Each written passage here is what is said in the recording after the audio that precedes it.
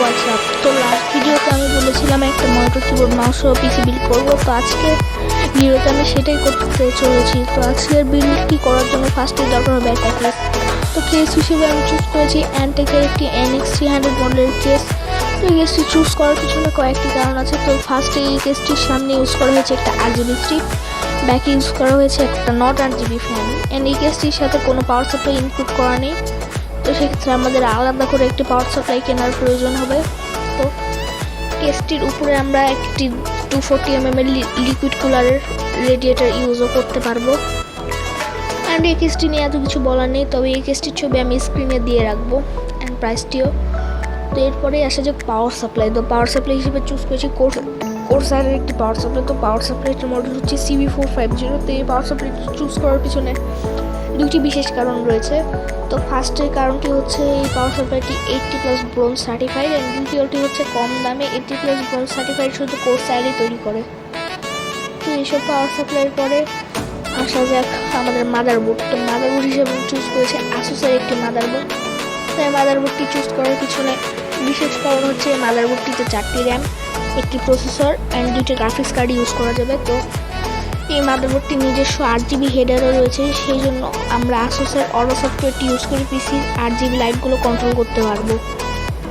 তো এই মাদারবোর্ডটির পরে আসা যাক প্রসেসর। তো প্রসেসর হিসেবে আমি চুজ করেছি ইন্টেল Core i7 10th জেনারেশনের যে আনলক প্রসেসরটা সেটা।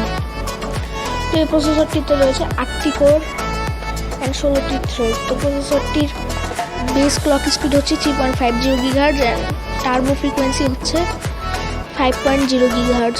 তো এই প্রসেসরটি 125 ওয়াটের কারেন্ট কনজিউম করবে অ্যান্ড এই প্রসেসরটি অতটা হিট হয় না, সেই জন্য আমরা এই বিল্ডে রেখেছি একটা ডার্ক ফ্ল্যাশের লিকুইড কুলার। আমি NGXT চুজ করতে পারতাম, তবে NGXTর কুলারগুলো বর্তমানে বাজারে প্রচুর হাই লেভেলের গেমাররা ইউজ করে অ্যান্ড এগুলোর দামও প্রচুর হাই এখন। তো এই জন্য আমি বাজেটটা কিছুটা সেভ করার জন্য ডার্ক ফ্ল্যাশের লিকুইড কুলার চুজ করলাম। তো এই লিকুইড কুলারটি সিঙ্গেল ফ্যানেরও পাওয়া যায় অ্যান্ড ডাবল ফ্যানেরও পাওয়া যায়। তো আমি ডাবল ফ্যানেরটাই চুজ করলাম। তো সিপি কুলারের পরেই আমাদের আসা যাক র্যাম। তো র্যাম হিসেবে আমি চুজ করেছি G-Skillet Trident র্যাম। তো এই র্যামটি চুজ করার পিছনে কয়েকটি কারণ রয়েছে। অনেকেই এই র্যামটির ব্ল্যাক এডিশনটা ইউজ করতে পারে, তবে আমি এই র্যামটির রয়্যাল এডিশনটা ইউজ করলাম। এই র্যামটির রয়্যাল এডিশনটা হচ্ছে একটা ডায়মন্ড ফিনিশিং র্যাম। তো এই র্যামটির যখন লাইট জ্বলবে তো র্যামটিকে খুবই সুন্দর দেখাবে, সেই জন্য এই র্যামটি আমার চুজ করা। তো আমি 8GB করে 2টি র্যাম ইউজ করলাম। তো র্যামগুলোর প্রাইস বর্তমানে বাজারে 8GBর দাম 8500 এক একটা স্টিক, অ্যান্ড 16GBটা নিলে 16,000 টাকা পড়বে বর্তমানে।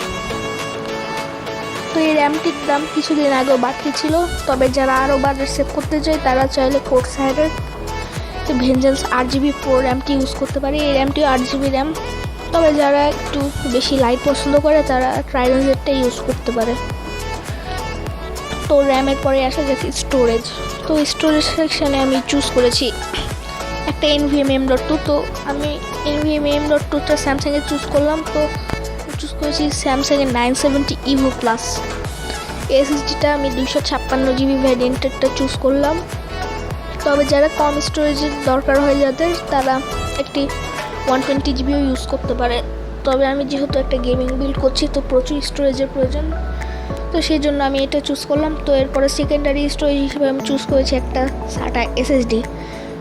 তো SSDটি হচ্ছে WD গ্রিন ব্র্যান্ডের একটি SATA SSD। তো SSDটি 512GB একটি SSD। তো এই SSDটির পরে আসা যাক আরও একটা স্টোরেজ চুজ করলাম আমি, সেটা হচ্ছে তোশিবার 500GB একটি হার্ড ড্রাইভ। তো এই হার্ড ড্রাইভটি চুজ করার পিছনে কারণ হচ্ছে যারা কিছু ফাইল, ভিডিও বা অডিও যারা সেভ করে রাখতে চায় তারা এই হার্ড ডিস্কটিতে সেভ করে রাখবে, এবং যারা উইন্ডোজটা SSDতে লোডিং করাতে চায় তারা তাও করতে পারে। তবে যারা হাই লেভেলের গেম খেলে তাদের জন্য SSDটাই বেটার। তো উইন্ডোজটি SSDতে লোডিং করালে উইন্ডোজটি প্রচুর ফাস্ট হবে, এবং যারা SSDর ভিতরে কোনো গেম বা কিছু রেখে রান করাবে সেটিও প্রচুর স্মুথলি রান করবে। তো SSDর পরেই আসা যাক আমাদের গ্রাফিক্স কার্ড। তো গ্রাফিক্স কার্ড হিসেবে আমি চুজ করলাম আসুসের একটি গ্রাফিক্স কার্ড। তো গ্রাফিক্স কার্ডটির মডেল হচ্ছে 1650 সুপার।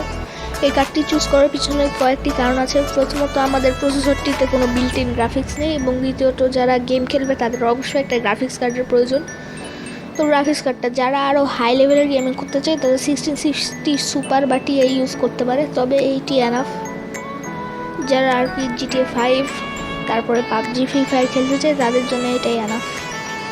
তো এসব গ্রাফিক্স কার্ডের পরেই আমি আসি মনিটরের কথায়। তো মনিটর হিসেবে আমি চুজ করেছি ASUS টাফ গেমিংয়ের একটা মনিটর। তো এই মনিটরটি ডিসপ্লে সাইজ হচ্ছে 22 ইঞ্চি অ্যান্ড মনিটরটির রিফ্রেশ রেট হচ্ছে 144 হার্জ। অ্যান্ড মনিটরটি বাজারে এখন একটু শর্ট থাকার কারণে প্রাইসটা প্রচুর হাই, তবে যারা কিছুদিন পরে পিসি বিল্ড করবে তাদের জন্য এই মনিটরটি বেশ কম দামেই পাওয়া যাবে। মনিটরটি একবারেই যে কম দামি সেটাও না, আবার একবারে দামি সেটাও না। তো স্ক্রিনে আমি মনিটরটির প্রাইস দিয়ে রাখলাম। তো এই মনিটরটি আমার পছন্দের শীর্ষে থাকা একটি মনিটর, কারণ এই মনিটরটির ভিতরে বিল্ট ইন স্পিকার, তারপরে display port, HDMI VGA board থাকার কারণে আমি এই মনিটরটি চুজ করছি। তো আমাদের গ্রাফিক্স কার্ডে যেহেতু VGA পোর্ট নেই, সেক্ষেত্রে HDMI ইউজ করতে হবে। তো HDMI ইউজ করার জন্য এই মনিটরটি উপযোগী। তো এই মনিটরের পরেই আসে যে কিবোর্ড। তো কিবোর্ড হিসেবে চুজ করেছি আমি হ্যাভিটের একটা কিবোর্ড। তো এই কিবোর্ডটি 8GB কিবোর্ড, পাশাপাশি যারা গেমিং করে তারা এই কিবোর্ডটিতে ভালোই গেমিং করে নিতে পারে। তবে যারা আরও বাজেট সেভ করতে চায় তারা চাইলে নন 8GB কিবোর্ডও ইউজ করতে পারে। তো কিবোর্ডটি বর্তমানে বাজারে 3000 টাকার ভিতরেই অ্যাভেলেবেল, তবে কিছুদিনের মধ্যে দাম কমে আসলে হয়তো 1 থেকে 1500 পাওয়া যাবে। তো কিবোর্ডটির পরে আসা যাক আমাদের মাউসের। তো মাউস হিসেবে আমি চুজ করেছি HPর একটি 8GB মাউস। তো এই মাউসটিতে একটি স্ক্রোলের জন্য হুইল এবং 6টি বাটন ইউজ করা হয়েছে। তো যারা গেমিং করে তারা অবশ্যই জানে এই মাউসের বাটনগুলো খুবই দরকার হয়। তো আমার থেকেও যারা ভালো গেমার আছে তারাই জানে এগুলো কীভাবে ইউজ করা হয়। তো আজকের ভিডিওতে আর না, আবার নতুন কোনো একটা ভিডিও নিয়ে, ততদিনের জন্য বাই।